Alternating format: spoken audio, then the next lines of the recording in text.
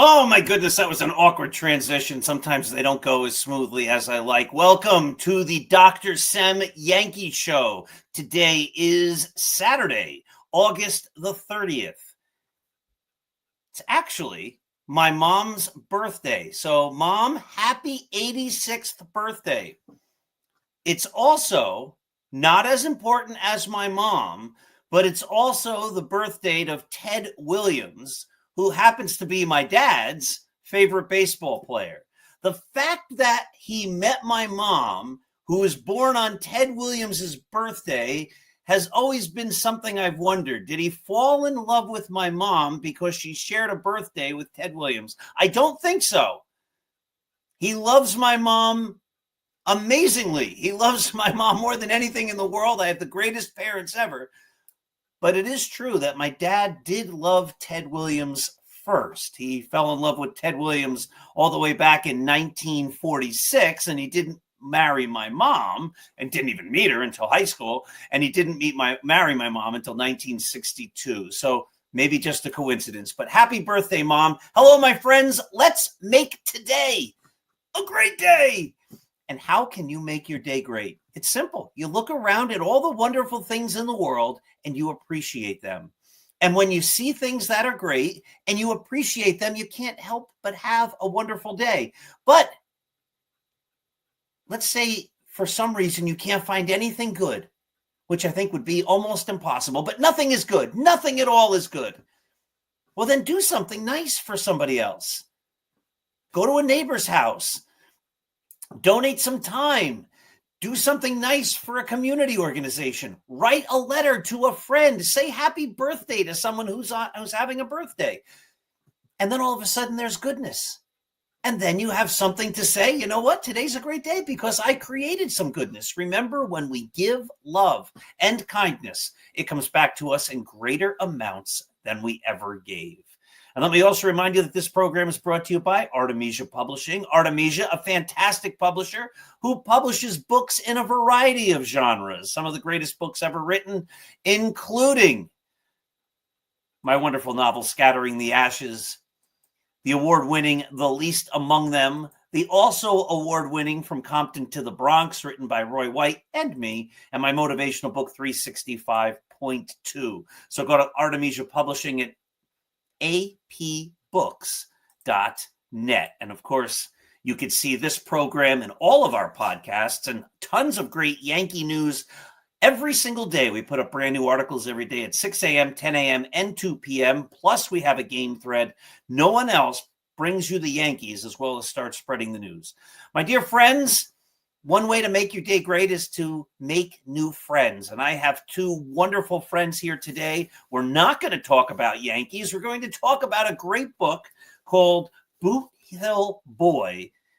It is Mark Littell's final book. Mark Littell pitched for the Royals and he pitched for the St. Louis Cardinals. And we have the two people who helped make this final book become a reality, H.R. Ryan and Ethan Sargent. So we'll welcome them to the show here. Hello, H.R. How you doing?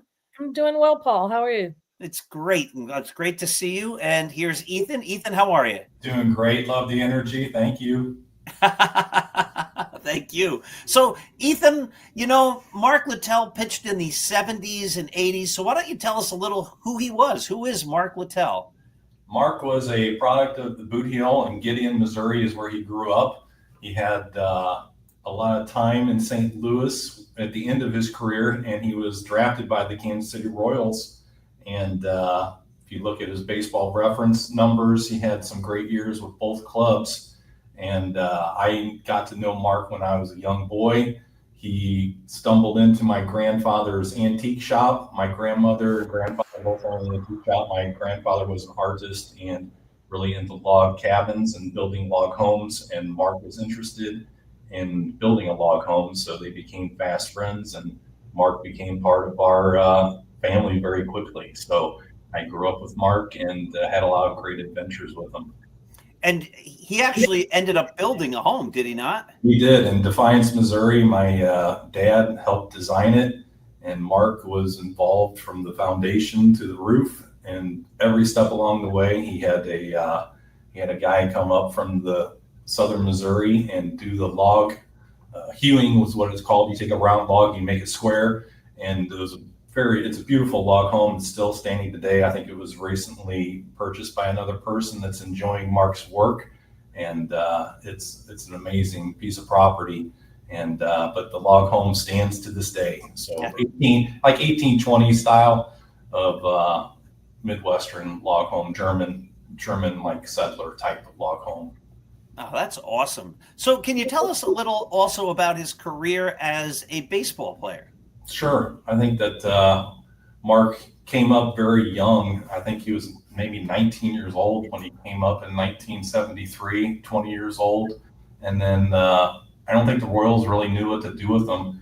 He started some games. He finished some games. He had a couple complete games along the way early in his career. And then in 1976, he came up, pretty much took over the role of the closer, kind of an early closer in Whitey's career as a manager, and pitched a lot of innings, had 3 years, over 100 innings pitched out of the bullpen. So it's a lot different than the years since then, as far as the closer's role, kind of a, Mark played with Bruce Sutter, and those are the type of guys that would come in 2 or 3 innings and close the book on a game. So that's what Mark did, and pitching 100 innings. And then crazy is they would sprinkle in some games, some starters along the way. So not only were you closing, but if there was a doubleheader, you might get the start in the second game in San Francisco. So amazing. I think Mark had some distinctions, and one of them was that I think he lost 2 games within 24 hours and won 2 games within 24 hours, something crazy like that, where Mark was pitching on both ends of the rubber as far as starting and closing games, which is hard to imagine today. HR, how did you become friendly with Mark to be the person who helped him bring his his fourth and final book to print? Well, I was working on a baseball novel myself, and so I was on a lot of baseball groups on Facebook and just picking up, lingo and general vibes and getting back into the sport because I had been away from it for a few years. And I noticed his name pop up, and I thought, that sounds familiar. Didn't I see him pitch for the Cardinals when he was with the Mets in the 70s? And so I looked him up, and yes, it was the same Mark Littell.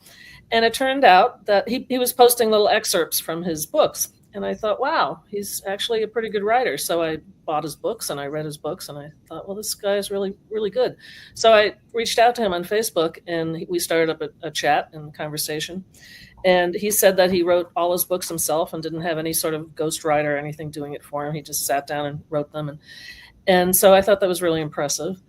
And he started to send me excerpts from the book that he was working on in 2022 when I met him.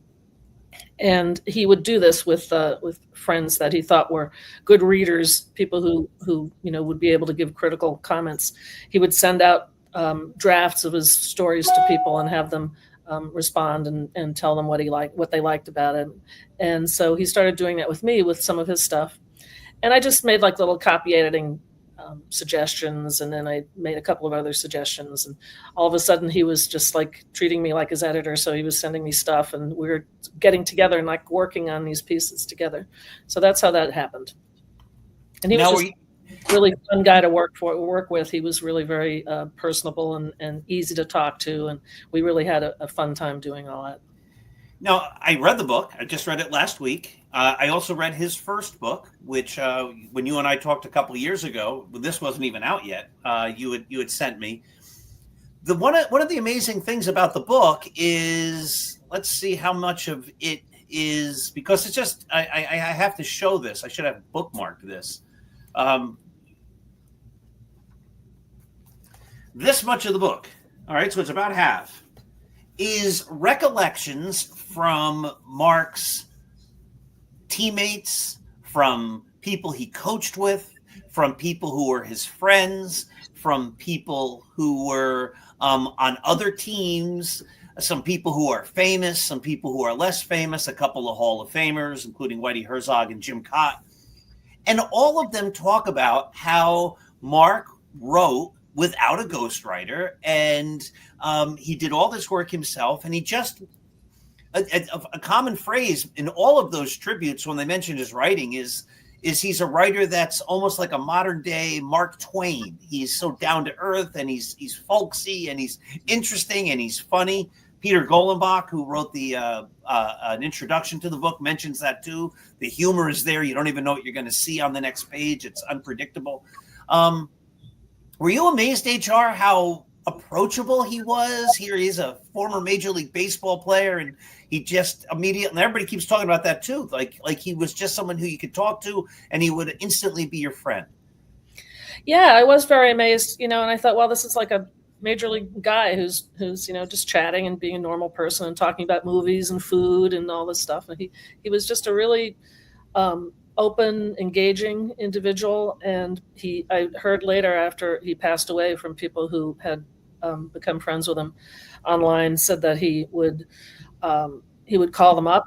Like, one guy was in the hospital, and he called him up and gave him a nice cheery conversation and just wanted to chat. And he had this really like open, outgoing behavior. I don't know if he was always like that.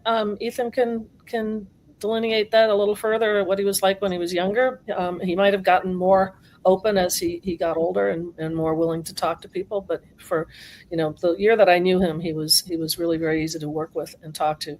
And he also seemed to have like your philosophy of doing good for people and being kind of a ray of sunshine, where he was able to do that. And that I really got that sense from him, was that if he could help someone else out, he would do that without asking for anything. So I agree, that comes through. I never met him. I can only agree based on how the book reads and all those tributes from all those people. So Ethan, how old were you when you met Mark?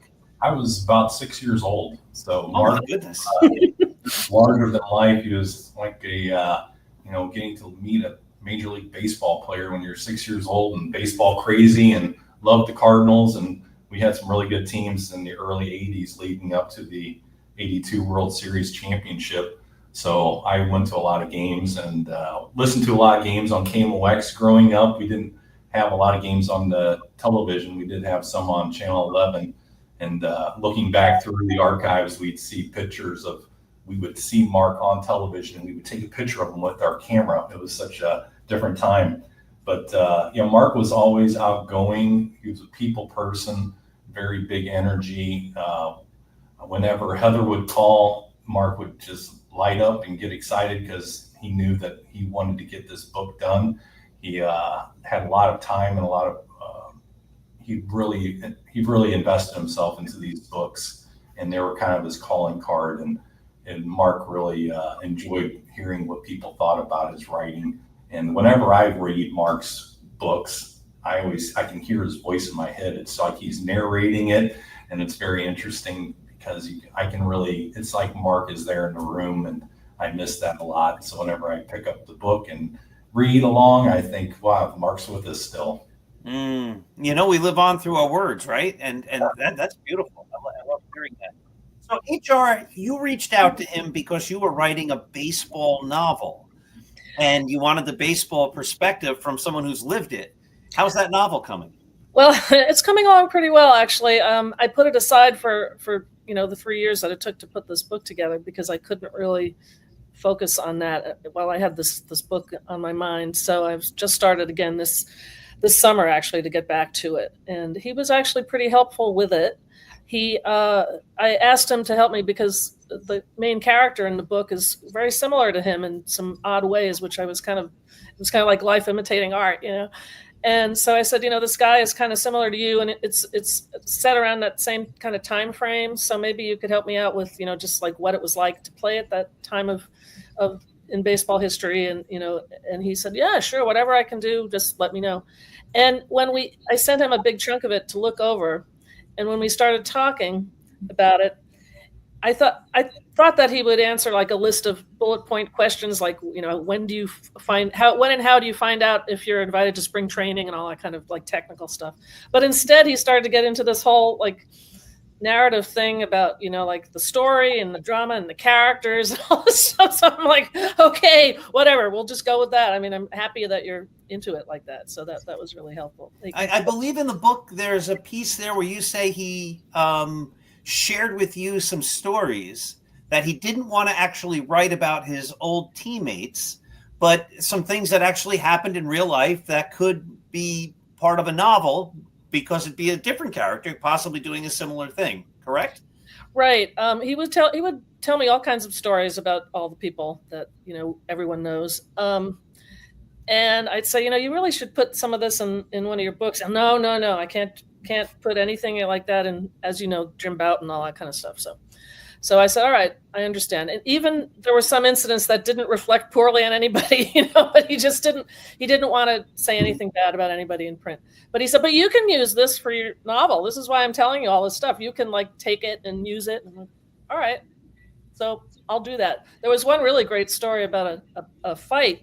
They had a lot of fights in those days, if you remember. I do. A Yankee fan. I remember Greg Nettles and George Brett getting into a big altercation at third base. He talked about those. He also talked about fights between teammates, and there was one on an airplane, the team plane, which was really quite dramatic. I was gripping. It was this gripping story he was telling me. I said, "You've got to write this down." And he's like, "Yeah, well, you go along and do." And I actually looked it up. I found out some corroborating facts, so it is a real story.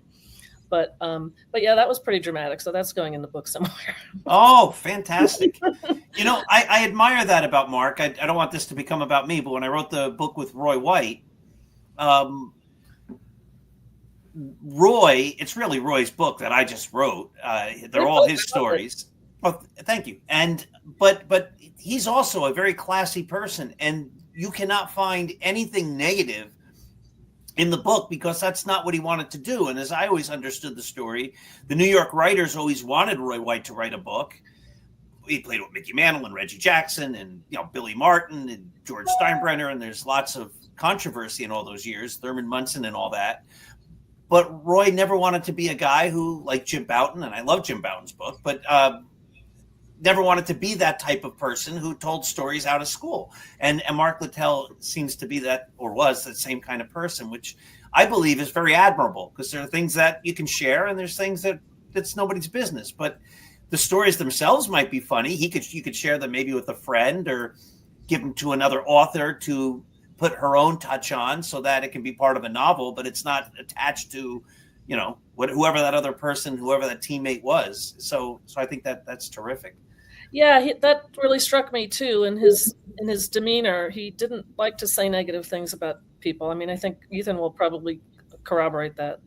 Yeah, Mark was not about tearing down at all. He was very much a coach. So Mark would always be in coach mode. So after he was done with his major league career, maybe 9 years later, he started coaching the minor leagues. And Mark always had that instinct. He did a lot of coaching in St. Charles County, where I grew up. He'd have baseball camps in the summer, and he'd bring in different ball players, Ron Hunt, Ken Reitz, and some other guys that would come out to these baseball camps. And it was kind of before they were a big deal like they are now. Mark was running very dynamic and really good baseball camps for kids that would never have the opportunity to have a Major League Baseball eyeball on them. And Mark took that serious as far as his outlook on life, as far as helping to build up people.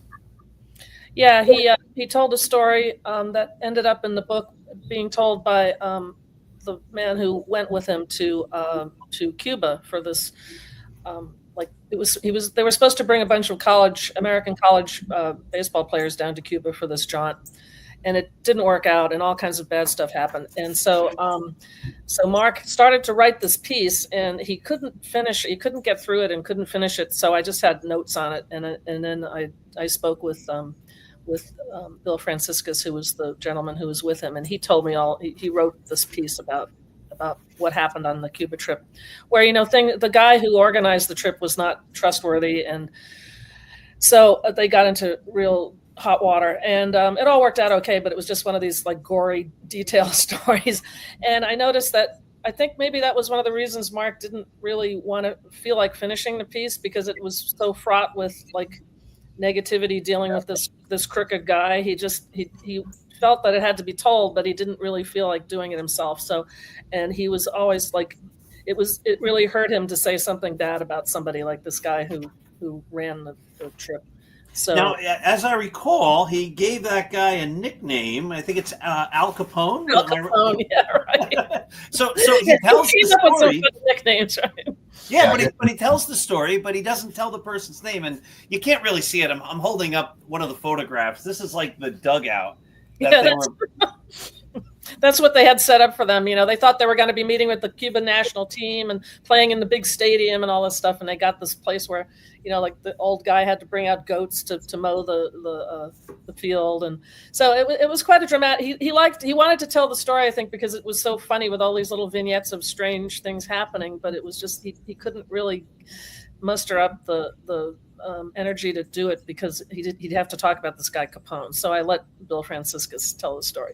But anyway, yeah, he seemed to be a very upbeat kind of guy, and I think he had to deal with a lot of adversity in his life in various ways. And I think somehow he managed to get through it by keeping this positive outlook and trying to build people up and trying to be positive with other people. And even though he had a really rough time with injuries and with the Chambliss home run and all that kind of stuff, that kind of you brought it up. You opened the door. I oh boy! All right, so I'm going to have to bring it up. Mark Littell was the guy who threw the pitch that Chris Chambliss hit for the home run. 1976, the Yankees go to the playoffs. The Royals lose. First time the Yankees are the Yankees go to the World Series. First time since 1964. First of 3 years that the Yankees and the Royals battled it out. Yankees beat the Royals every one of those years. Mark was not on all of those teams at that point.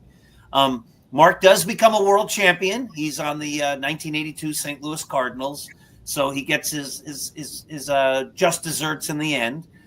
But like Ralph Branca or Ralph Terry or a couple other guys who've given up big time home runs.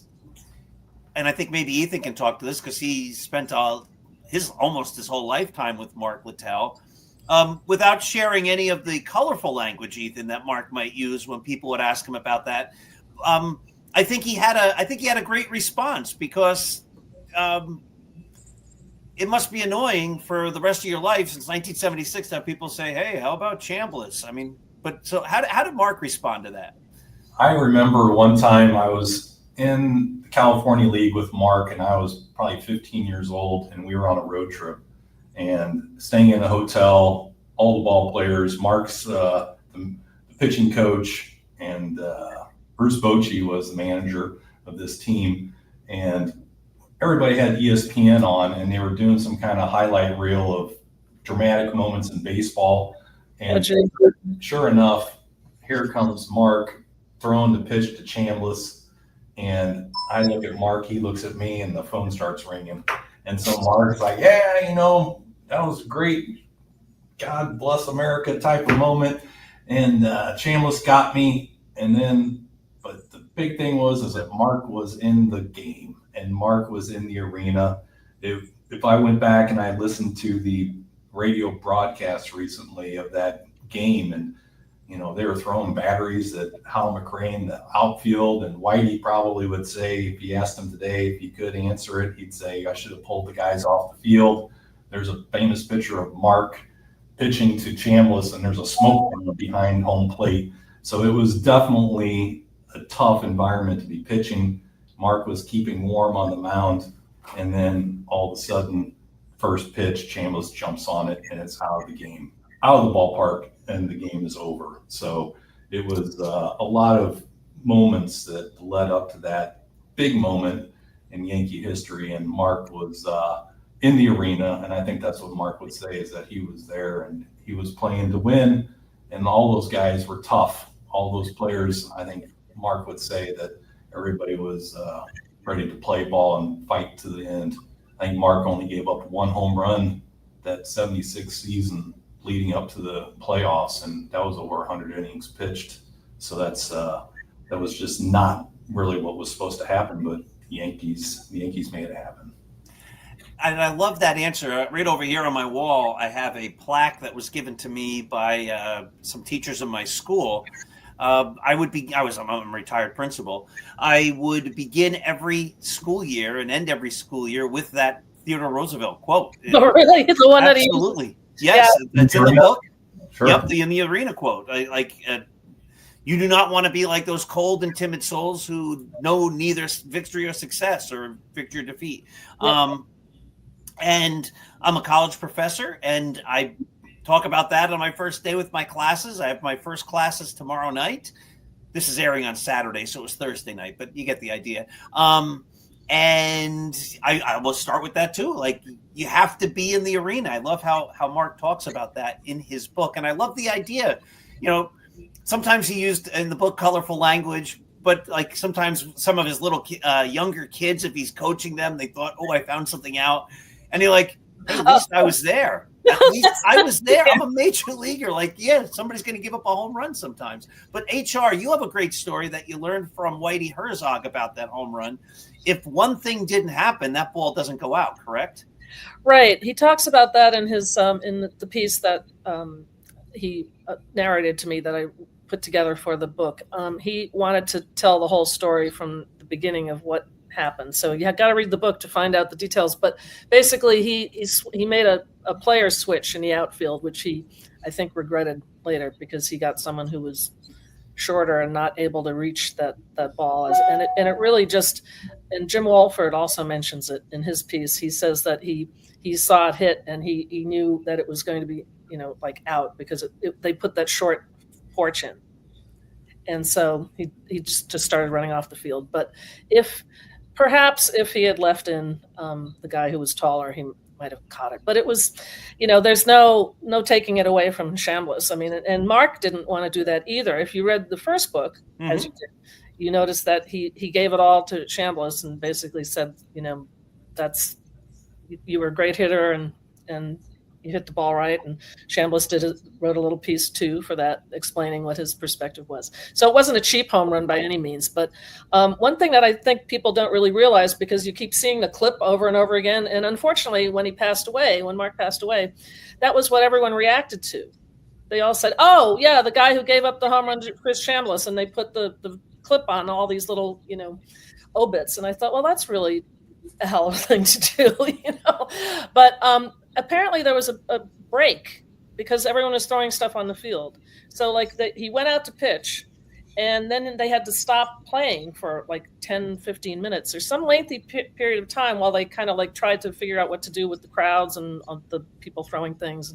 And then they resumed play. And then right after that, he threw the pitch that Chambliss hit. So it seemed like it wasn't just that he came in and threw. He came in and warmed up, and then he hesitated and waited. They wanted to see if they were if Whitey would pull people off the field or if the umpires would pull people off the field, and they didn't. So, but yeah, I wanted to mention something about the home run. This is a weird story. He wanted to write this piece, which ended up being the final piece in the book, the one where he quotes Teddy Roosevelt, because for the last years of his life, he lived in South Dakota, North Dakota. Right? North Dakota, yeah.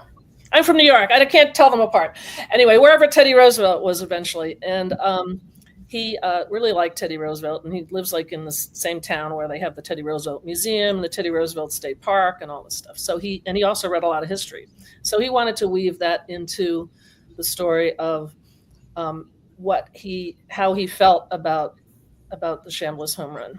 In the first book, he was really kind of just matter of fact, that this is what happened.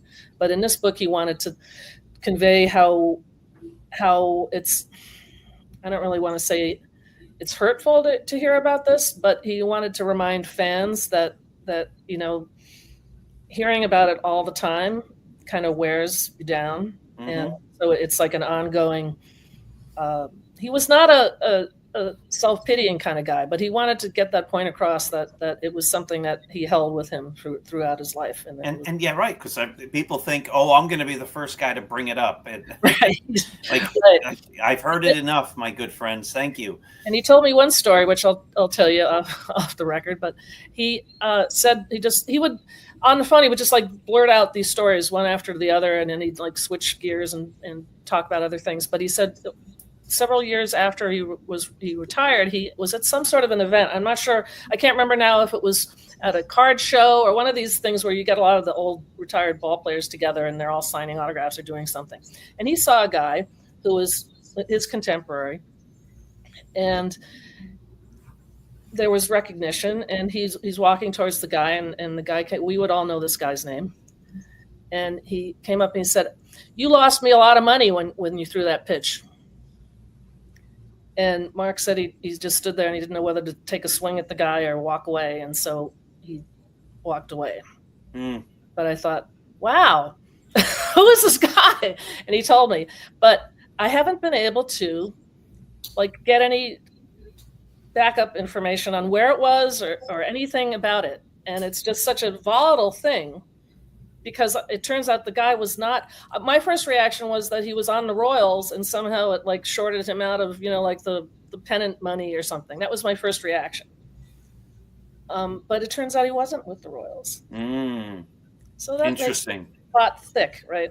Yes, so it does. All these little little vignettes that you hear about, and you're like, And there was a lot of betting and a lot of other stuff happening that wasn't really legit. So anyway, that was an interesting story to me, because it indicated that there are all these different reactions within baseball. I mean, you hear people say, "Oh, it's just part of the game," blah blah blah blah blah. But I mean, there are people who hold all these, harbor all these resentments for various reasons. 100%. Listen, this has been terrific. The time goes too quickly.